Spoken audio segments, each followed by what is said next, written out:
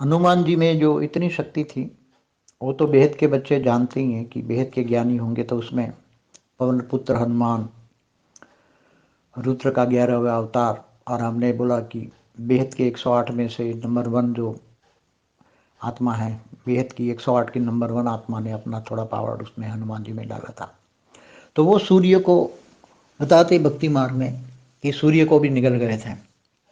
तो उसी टाइम वो शास्त्रों में लिखने वालों को शब्दों में इतनी वो नहीं थी, मगर वो निगल नहीं गए थे, मगर उन्होंने सारे सूर्य की जो एनर्जी थी उसको रोक दिया था उसी टाइम पर। उसी टाइम सूर्य के सामने बीच में इतना विराट रूप धारण करके उन्होंने धरती पर जो उसकी जो रोशनी आती थी सूर्य की, वो ढक दिया था। तो लिखने वालों ने लिख लिया कि सूर्य को निगल गए हनुमान जी, मगर निगल नहीं गए थे, मगर निगल सकते थे, चाहे तो निगल सकते थे, क्योंकि हनुमान जी में इतनी पावर थी। सूर्य नारायण देवता तो देवता था, वो तो एक साधारण देवता थे, वो कोई बड़ी बात नहीं है। सूर्य नारायण देवता तो सूर्य एक ब्रह्मांड की एक कला का पावर का अंश भी है, इसलिए कोई ज़्यादा एनर्जी नहीं थी उसमें।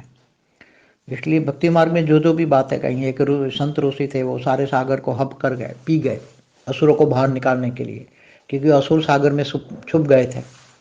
और जिनको असुर छुप जाते थे सागर में, और रात को फिर आके धरती पर उपद्रव मचाते थे,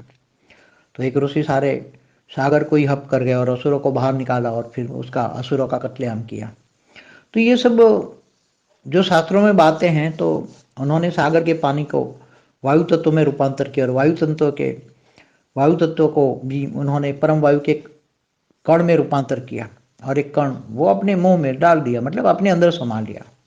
तो ऐसी एनर्जी को ट्रांसफर करने के लिए स्थूल से सूक्ष्म, सूक्ष्म से अति सूक्ष्म, अति सूक्ष्म,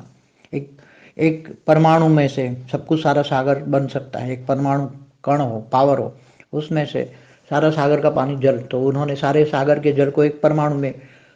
बदल दिया। और वो ऋषि भी तो साधारण नहीं होंगे ना, वो भी तो G2 वाले हैं ना, 33 कोटि देवी देवता, मैंने बोला ना 33 कोटि देवी देवता से आए हुए, 50 कला से लेकर 200 कला तक के ऋषि मुनि है। इसलिए ऋषि मुनि इतनी ताकत थे, एनर्जी थी उनके पास, उसकी आत्मा में वो जागृत रखते थे, मन को जागृत रखते थे, अपनी चैतन्य शक्तियों को जगाए रखते थे, वो वासना में लिप्त नहीं होते थे, परम शांति।